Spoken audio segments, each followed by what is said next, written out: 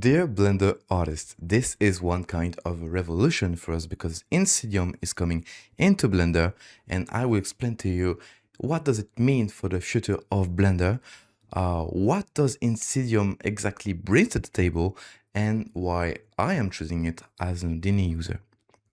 Hi, my name is Matthew. I'm a 3D creative director and motion designer, mainly working on Blender and Houdini. So if you don't know who Insidium is, they created a bunch of amazing plugins like X-Particles, Terraform FX, Nexus, and other, mainly centered on Cinema 4D. But today, they're joining the Blender ecosystem, which leads us to the first question. Why does it change everything? In order to answer that, we will need to bring up a little bit of context.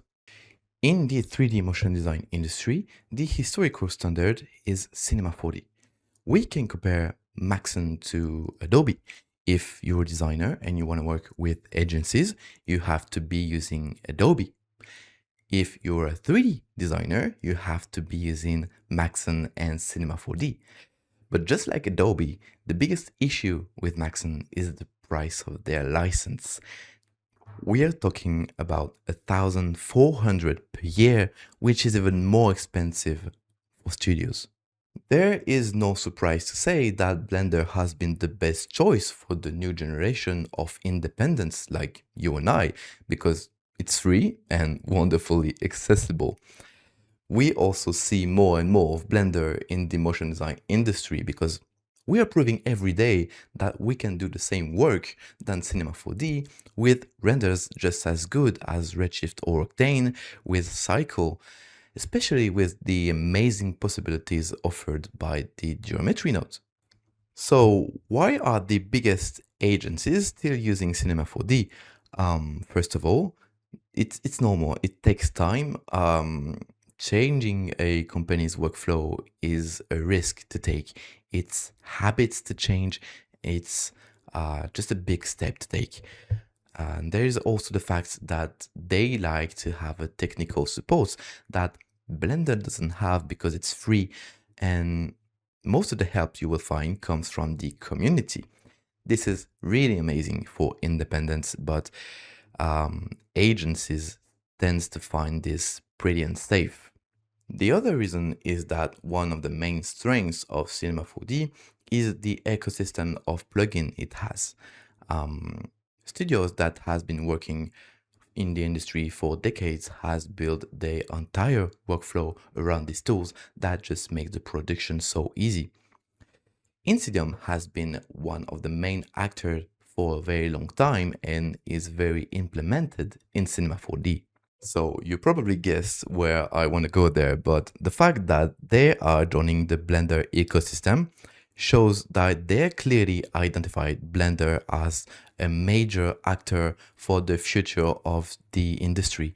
And agencies being able to find their tool in that wonderfully free software is going to accelerate the transition even more, which might also call other major tools to join the Blender ecosystem themselves, starting a virtuous cycle. It's coming and it's a big step for the future of Blender. But what exactly does Insidium brings to the table? Well, Blender is wonderful. I just love it, but there is one point where it's not really good at, and it's simulations. We're talking about particles, liquids, smoke, and all kind of physics. Now, before you write that comment, particles are outside the box with Blender, but liquids and smoke simulation with native Blender tools are just not it. I know there's a lot of tutorials showing you how to get cool results with those tools, but if you're trying to have a professional results, this is going to be a real struggle for you. And this is why I've been using Houdini for a few years now for those simulations. Houdini is a very advanced procedural software. It has basically no limits. It's really powerful and you can have as much as control as you want, but it's extremely hard to learn. You're gonna have the practice and the patience. For myself, I'm creative, and sometimes I feel like it can get really complex. I'm not a mathematician, I'm not an engineer, or I'm not a programmer, and all I can do is take those few lines of code, understand it, reuse it where it works, but I could never write it myself from scratch. One reason why I have been using less and less Houdini recently is the fact that Blender has released simulation in geometry node. It's not as complex as Houdini, obviously, but it really allows you to create more advanced particle simulations all inside of Blender. It does the job for me like 90% of the time. And it also means no more export import ping pong between two softwares of OBJ, FBX, Alembics. And if you're comfortable with it, you can take it further and make it also really complex. This is where Insydium solved everything for us. Their first release is Nexus. Just try it out, is definitely worth the shot. Nexus allows you to create really advanced simulation all inside of Blender in a really practical way, making simulation accessible for every creative, even those who are not really comfy with procedural systems. For the rest of us that are familiar with it, this is where it gets really crazy because you can bring the Nexus system inside of Geometry Node, taking the limits of both tools just really far. I'm really impressed by how we can make a great sim with just a few clicks. It does work on Eevee, but the particle render is clearly made for Cycle and it looks really clean with no effort. The most incredible thing for me was the way they managed to make it ergonomic for Blender. I just can't stand how pleasant it is to use inside of Blender. Remember that it was initially made for Cinema 4D and they did a really good job to adapt it to the Blender workflow. However, Houdini is just basically limitless and there will always be a gap between an excellent Houdini artist and an excellent Insidium artist. But even if it's not as powerful, with the combination of Nexus and Geometry Node, I am able to find basically the same process, but in a much simple way.